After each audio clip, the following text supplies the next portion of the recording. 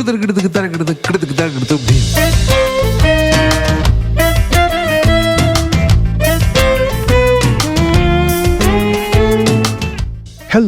and welcome to the History of Bangalore. I am Ramjee Chandran and this is episode 26, part 3 of my series on the Rashtrakutas versus the Gangas. Now for those who have joined me recently, the history of the region that we call Bengaluru extends to places that have joined the city as neighborhoods recently, but really have been joined at the hip with the city for many centuries. And by this I mean places like Hebal and Begur and some other areas that are not so far away, at any rate what we Bangaloreans consider to be a part of the city today. Well, almost all of these areas were largely a part of the Gangavadi, which means they were a part of the kingdom of the Gangas, and some like Tumkur were controlled by the Nolamba Pallavas, but really same thing. Therefore, the history of Bangalore is in so many ways a part of the history of the Gangas, who ruled the area for something like 600 years from the 4th to the 10th century. And that's why they figure so much in this podcast. Well, quickly after the 10th century, their kingdom passed on to the Cholas, the Hoysalas, and then the Vijayanagaras, and each of them and their local chieftains contributed to the development of the region, each adding another brick to the wall. And now, I will return to my continuing story at the junction of the histories of the Rashtrakutas and the Gangas. But before I do, a moment to thank my sponsors, the Prestige Group, with whose support this podcast became possible. Building cities, one landmark at a time, they transform dreams into reality. You can be a part of the future. Simply add prestige to your life. All right, onward we head.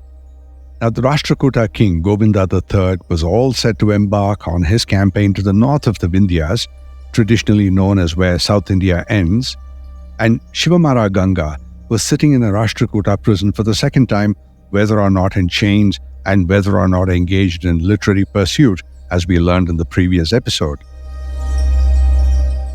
Govinda's reign is best known for his military campaigns, 3 in particular, the north, the east, and the south. Each of these were significant campaigns in history. Now, I might mix up the order of events in terms of all of these campaigns, but the core of it remains the same. So let's start with the east. It was sometime after 804 AD that Govinda had embarked on his expedition against the Vengi Chalukyas. The Vengis were a part of the family of the Vatapi Chalukyas, and they had established their own independent kingdom with the blessings of the parent branch. Now, the ruler at the current time was probably Vijayaditya. Now, the Vatapi Chalukyas had been recently deposed, and for the Vengis, the blood had not yet dried on the enmity with the Rashtrakutas. The situation had always been a little uneasy, but things were about to get worse with Govinda III. For one thing, the Vengis were a part of the coalition that had fought against Govinda's father Dhruva to favor his uncle Govinda II. And next, they were most likely a part of the 12-member coalition raised by Govinda's brother Stamba, who had challenged him for the throne. But Govinda did not need any reasons to be able to justify his aggressiveness against the Vengis. Govinda did not need a defensive reason for any of his battles. His military campaigns were the result of ruthless ambition. He wanted to expand territory without limit if it's possible. And he would not have been without a sense of scale and purpose in trying to get to where he wanted to go. We are in 800 AD, that's the early 9th century, and there would have already been an overall and growing awareness of the great empires of the world, the West and China, all of whom had set up massive kingdoms, and there's no reason for someone like Govinda not to feed that into his ambitions. Speaking of awareness, it was only 65 years before that Govinda's granduncle Danti Durga had fought in the Battle of Navasari against the Umayyad Caliphate, which was one of the largest empires in history, and history at the time must have been filled with tales of their expansion all the way from Spain and Europe to China. So Govinda simply wanted to invade kingdom after kingdom and add them to the Rashtrakuta real estate. And because the Rashtrakuta army had grown really powerful and large, local skirmishes like the uprising of his brother Stamba, assisted by the Vengis, would have been at most delay-causing annoyances. As one inscription put it succinctly, Govinda had quelled this uprising even before there was a time for a frown to appear on his own forehead. Anyway, all this uprising done, Govinda marched upon Vengi and defeated them. From what happened next, there is some insight into the rather complex character of Govinda III. Now, he seemed to be a man composed of equal parts of magnanimity and vengeance. As an example of his magnanimity, there was the release of Sivamara Ganga, who had been put into prison by Govinda's father, Dhruva. And then there was his forgiveness towards his brother Stamba, who had risen in revolt against him. And then the vengeful side to him was peevish to the point of making him contemplate humiliation against those he had just defeated. As an example of this, there was a time when he made the king of Vengi personally get down on his knees and clean his horse stables.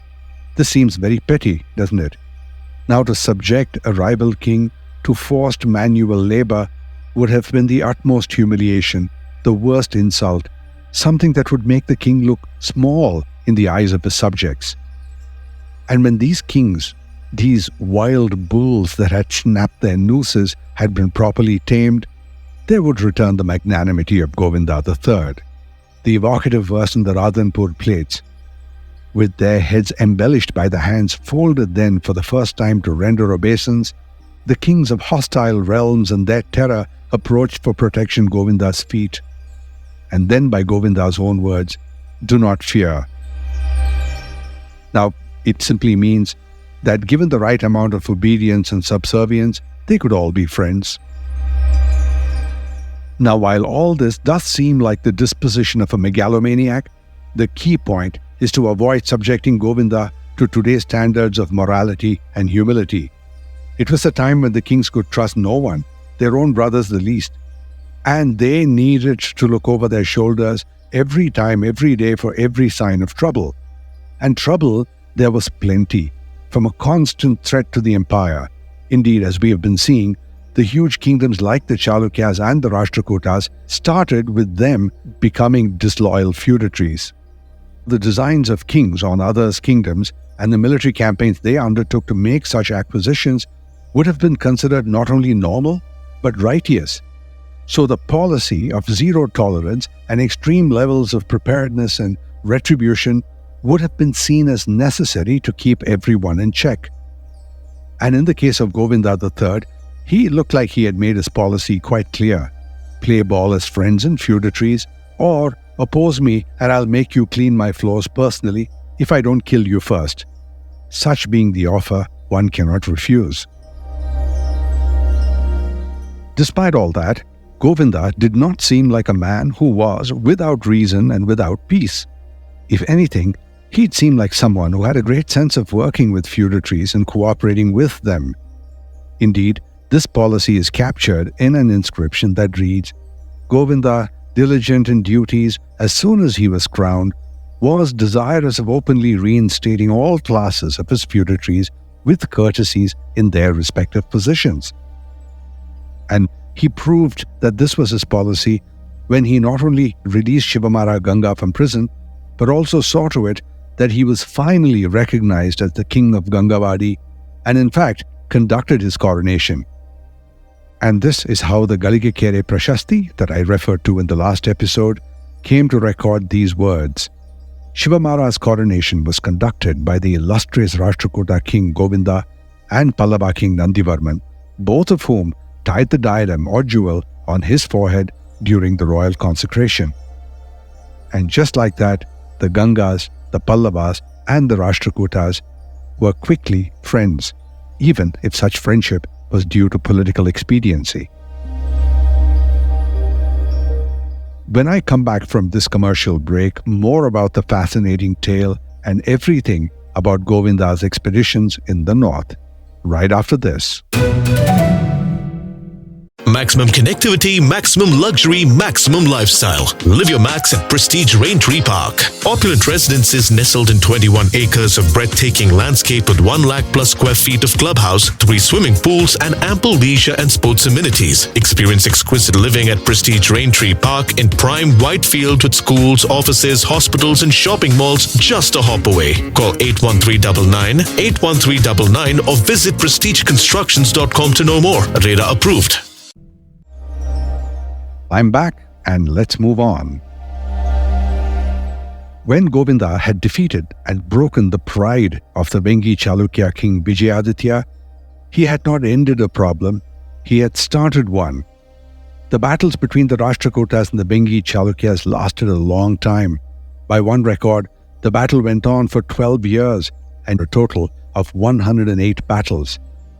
Historian Anant Altekar writes that the two sides had fought against each other for 12 years. But what appears to have transpired is that things took a turn when Govinda III had died and his underage son Amogavarsha, just 6 years old, succeeded him. This led to widespread anarchy in the kingdom, and Vijayaditya saw his chance at becoming belligerent. After the 12 years of relentless fighting, composed of 108 battles, he finally defeated the Gangas and the Rashtrakutas and drove the whole lot out of Vengi. Now we will return to this in upcoming episodes, but for right now, it is not clear how Vijayaditya recovered from the ignominy of having to clean Govinda's horse camp and how he managed to continue to get into skirmish after skirmish with the Rashtrakutas. But if anything, this is an example of how complicated these relationships really were. Now everything done with the Vengis, Govinda III embarked on his invasion of Kannauj. Now Kannauj was a city that figured prominently in the history of the day because it was considered to be at the epicenter of everything to do with the landmass of India. But not everyone could think about taking Kannauj. It was only the wealthiest kings with very large armies who could even begin to harbor such ambitions, in the same way that an invasion of the south, the Deccan and others, could not be contemplated simply by any king from the north of the Vindhyas.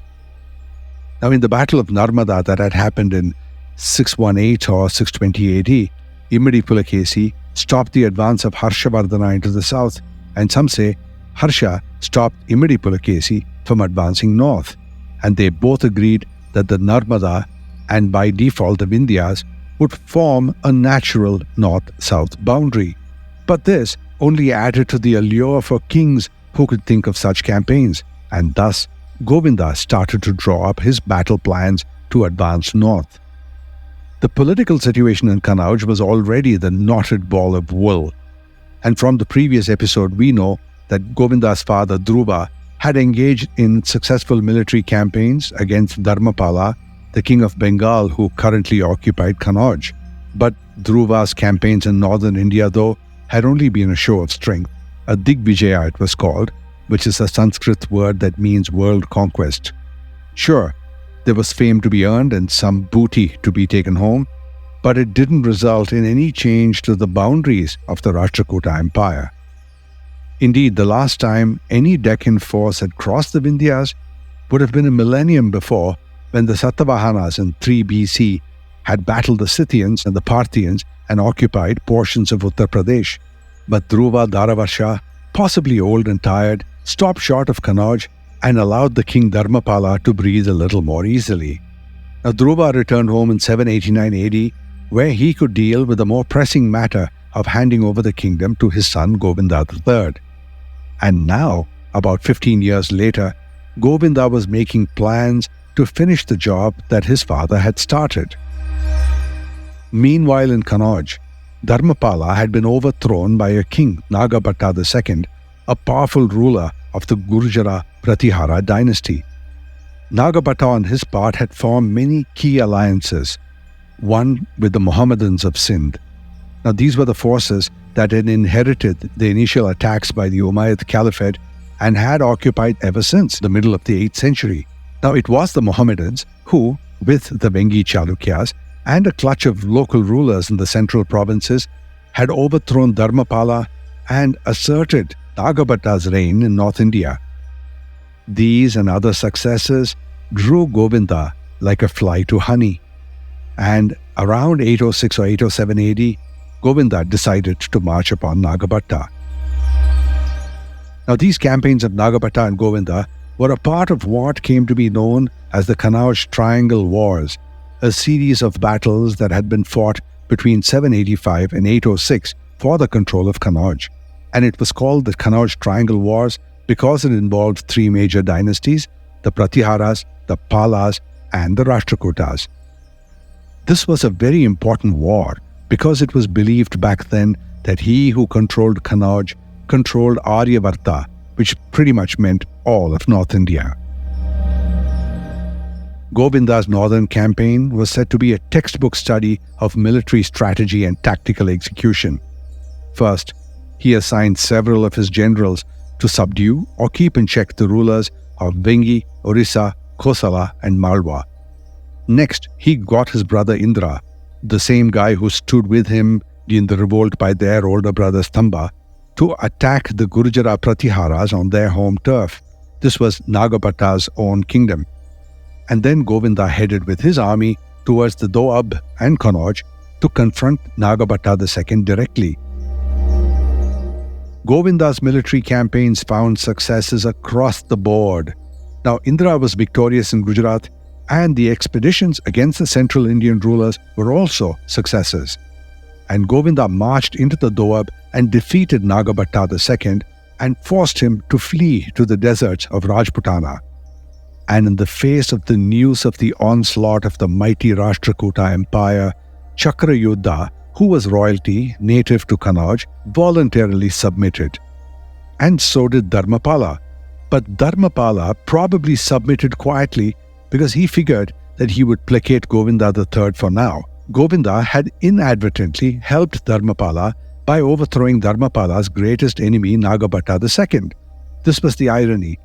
And Dharmapala calculated shrewdly and prophetically that Govinda would soon tire of Kannauj and the whole north and would return south, leaving Dharmapala free to exploit the power vacuum that was created in the Gurjara Pratihara region by Nagabhatta's defeat. And thus Kannauj fell to Govinda, at least in name. The Sanjan plates record this victory of Govinda's quite poetically. The water of the springs of the Himalaya mountains was drunk by whose horses and plunged into by whose elephants. The thunder was redoubled in its caverns by the Turiya musical instruments of whose ablutions, and to whom the Great One, the kings Dharmapala and Chakrayuddha, surrendered of themselves. The Himalayan reference is likely no more than metaphorical. The sounds of thunder and wind instruments must not be taken literally. And I said that Kannauj fell but only in name because technically there was no occupation of Kannauj, and like his father before him, Govinda's campaign too was no more than a Digvijaya or a show of strength. And this is borne out by another verse in the Sanjan plates that reads, intent upon the acquisition of fame, Govinda uprooted other kings in their own dominions who had become destitute of all fortitude, and afterwards reinstated them in their own places. So therefore Govinda III had left everyone that he had conquered in their own places, and then he quit the north and started his march towards the west. It would have been a long march for Govinda and his army, over 1,000 kilometers from anywhere near Kannauj to his destination Sarbon, which is only about 35 kilometers from Surat. Looking at the map, it would seem that they would have marched in a continuous direction southwest, and then, as the Sanjan inscription says, followed the banks of the river Narmada further west, peeling south at some point. It was around 808 AD when Govinda and his army were welcomed in the western kingdom of Sri Bhavana, or Sarbon as it is known, a small principality ruled by a local king and nestled in the foothills of the Vindhyas. It must have been on or after July, considering that it was the start of the monsoon. Now, the monsoons are not a great time to be moving armies, and therefore Govinda decided to set up camp here for the remainder of the monsoon and make Sarbon his capital in waiting. And it was during the time that he spent here that he had a son, someone who would take over from him and be of great importance to the history of Bangalore, and his name was Amogavarsha Nrupatunga I, some say the greatest king of the Rashtrakutas. In the years that followed, Govinda's military adventures extended south. When he was preoccupied with the northern campaigns, and when he was camped in Sarbon, there was an attempt by the kings from all quarters of the south, the Cheras, the Pandyas, the Pallavas, the Gangas, were some names mentioned, who formed an alliance and plotted against him. So, between 809 and 811, Govinda took his armies and marched south and neutralized this inchoate coalition. The inscriptions say that he terrified them, so they may not have been an all-out war, although there was talk of one battle against the Pallavas. But certainly, Govinda levied considerable tributes on all the kings. And from even deeper south, so afraid were some of the kings of Simhala or Lanka that they sent as a token of their submission some statues of themselves or of their god, we don't know for sure, and Govinda had these statues installed in front of a Shiva temple in his capital Manyaketa. And the Gangas had suffered the worst fate. Now we don't know exactly who, but many of them were simply put to death for having joined this coalition. Those were the last of Govinda's campaigns. It was 811 AD, and Govinda III went into semi-retirement, stepping back from his military campaigns and generally slowing down to consolidate his assets and make the kingdom ready for the succession by his only son. And early in 814 AD, Govinda died, leaving Amogavarsha, the 6-year-old, to ascend the throne. What a measure of this man who, in his lifetime, took the Rashtrakuta Empire to its zenith, with an expanse stretching from the Doab far north to Kanyakumari and even Lanka beyond, if you count the submission of its kings. And no Rashtrakuta ruler after this would ever be able to match the feat of Govinda III. Coming up, how Govinda III was regarded internationally, the rise of Amogavarsha, and finally, the peace with the Gangas. Watch the space. I am Ramjee Chandran, and this is the History of Bangalore.